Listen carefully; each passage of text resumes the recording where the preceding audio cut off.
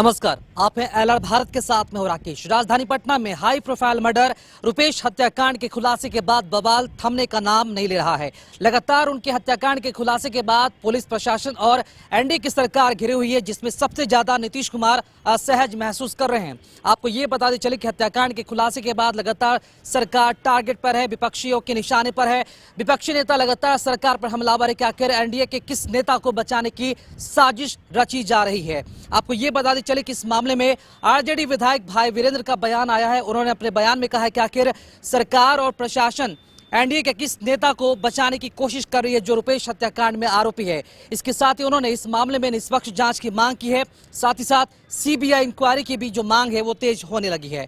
RJD विधायक भाई वीरेंद्र ने क्या कुछ कहा और नीतीश सरकार के साथ साथ उनके प्रशासन पर किस तरह बरसे, वो भी हम आपको सुनाते हैं। बड़ी चीज है, सीबीआई की मांग तो हम लोग भी ने किया, हमारे नेता तेजस्वी प्रसाद यादव भी ने कहा, चिराग पासवान भी ने कहा, और परिवार के उनकी पत्नी और परिजन सीबीआई से जांच करने की मांग कर रहे हैं। लेकिन माननीय मुख्यमंत्री के दल के और एनडीए के रसूखदार नेता उसमें शामिल हैं और इनके चहेते पदाधिकारी इसमें शामिल हैं इस मर्डर केस में, इसलिए उनको बचाने के लिए सारा उपाय कर चुके हैं। और रुपेश जी के पत्नी को वो एसएसपी को भेजकर बॉडीगार्ड मुहैया कराए हैं और फिर अपने यहाँ जुगाड़ लगा के बुलवाए हैं समझाने के लिए कि सब मत कीजिए, जो हुआ सो हुआ।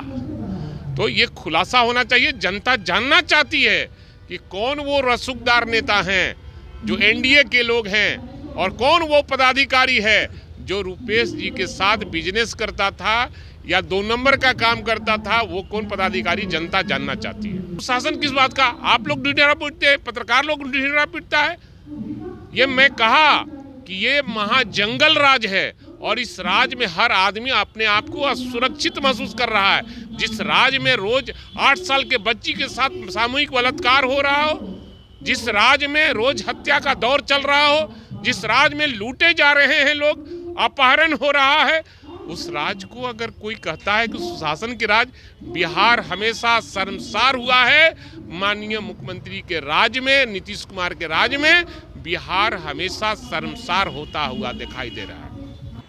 तो आपने सुना आरजेडी विधायक भाई वीरेंद्र ने क्या कुछ कहा और सीबीआई जांच के साथ साथ रुपेश हत्याकांड में जो आरोपी है, मुख्य आरोपी, उसे लेकर भी उन्होंने सीधे तौर पर सरकार को कटघरे में खड़ा किया।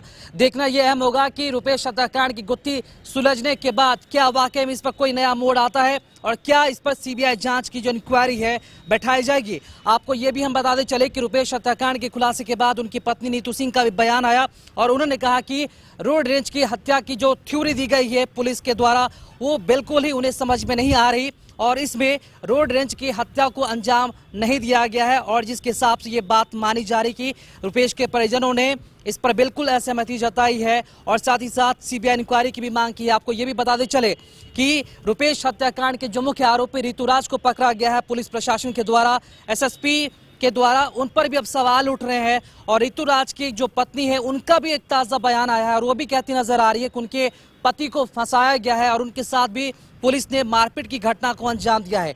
देखना यह अहम होगा कि ये जो गुत्थी सुलझनी चाहिए और आगे कितनी उलझती है और क्या इस मकर जाल से पटना पुलिस और बिहार के प्रशासन अधिकारी बाहर आ पाते हैं। क्या वाकई में मुख्य आरोपी पकड़ा जाता है या फिर इसी तरह रुपेश हत्याकांड पर बिहार में सियासत सुलगती रहेगी। खबरों में अपडेट बने रहने के लिए आप बने रहे एलआर भारत के साथ। नमस्कार।